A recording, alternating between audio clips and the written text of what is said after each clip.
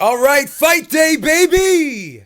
Manny Pacquiao, Timothy Bradley 3, Anthony Joshua, Charles Martin. Let's talk about these fights, baby. Well, let's start off with Timothy Bradley, Manny Pacquiao. You know, a friend of mine never likes to make a pick until he sees the weigh-in. And I've always said that this is not a bodybuilding contest. This is not about aesthetics. Aesthetics don't always translate into performance. But a lot of times, aesthetics can translate into conditioning. And Pacquiao-Bradley 3, in my opinion, is going to be all about conditioning. Now, we've seen Manny Pacquiao recently really lower his punch output in his last couple of fights, particularly in the Floyd Mayweather fight. And this fight tonight with Bradley is a fight where he has to be busy. He definitely has to be busy. He has to set the fast pace. He has to try to overwhelm Timothy Bradley with combinations and not let Timothy Bradley get into the comfort zone, not let him get his offense untracked. Because if you give Timothy Bradley that space, you allow him to work behind the jab and control the range, it's going to be a long night for Manny Pacquiao. I've always said Manny Pacquiao is a mid-range fighter. You give him a little space or you crowd him, and he has a hard time throwing those flurries, those short chopping combinations that he likes to throw in that mid-range area. And I think if Tim Bradley is able to take that mid-range area away from him, take that left hand away from him in that mid-range area, then it's going to be a long night for Pacquiao. So getting back to the conditioning, Timothy Bradley at the weigh-in looked very full. He looked very muscular. He looked phenomenal, whereas Manny Pacquiao looked a little bit flat. And to me, that gives an indication to me that Manny Pacquiao could have overtrained, may have done a little bit too much cardio for this fight, and really not worked on basically technique and game plan.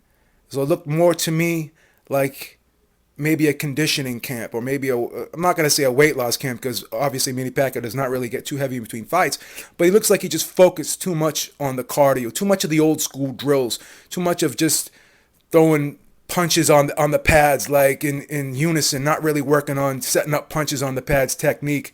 Whereas I think Teddy Atlas had Timothy Bradley really work on the game plan, really work on focusing on taking away Manny Pacquiao's best weapons. So I think Timothy Bradley will be in top form tonight. I think he will have a great game plan, and I think with the addition of Teddy Atlas, he'll be able to implement that game plan, and I think he's going to control this fight from a distance. And when Manny Pacquiao does get close, I think he's going to grab him and just really take that mid-range area away from him and wrap him up inside, just like Floyd Mayweather did. I think you're going to see a lot of similar things from Timothy Bradley that you saw in the Floyd Mayweather-Manny Pacquiao fight, and I'm predicting he will cruise to a 12-round unanimous decision in this fight. So beating the odds with Beeb is going with Tim Bradley by UD.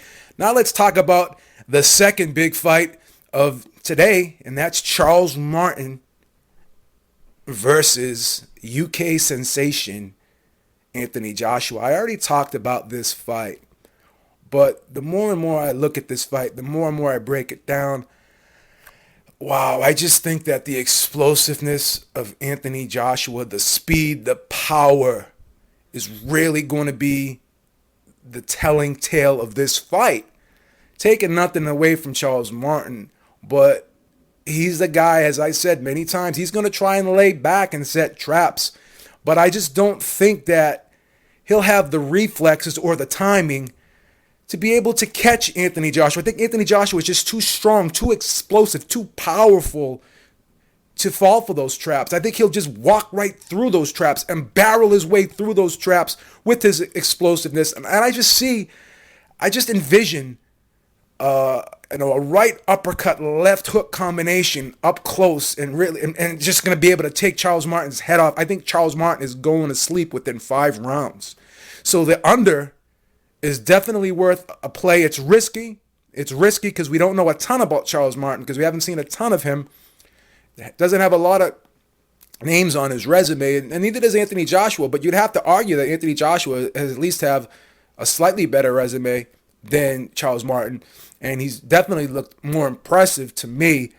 So I just think he's going to get in his wheelhouse area, his comfort zone. He's going to be able to throw some hellacious combinations in that mid-range up-close area And I think he's going to take the range away from Charles Martin, take that right jab away from Charles Martin, and really smother that jab. And I don't think Charles Martin's going to be able to get off in this fight. I think he's going to be overwhelmed with the sheer strength, speed, power, and athleticism of Anthony Joshua. And I think this is a fight where the natural talent, the natural ability will shine through a guy who's somewhat of a technical fighter. I think the athleticism will take over, and I think it'll win out over technique. So Anthony Joshua, I'm going to predict a knockout within 5 rounds. There you have it, guys. That's the Beating the Odds with Beeb's prediction for this big day of fights. We're going to have some post-fights, obviously, and I'll talk to y'all soon. Until next time, Beeb is out. Peace.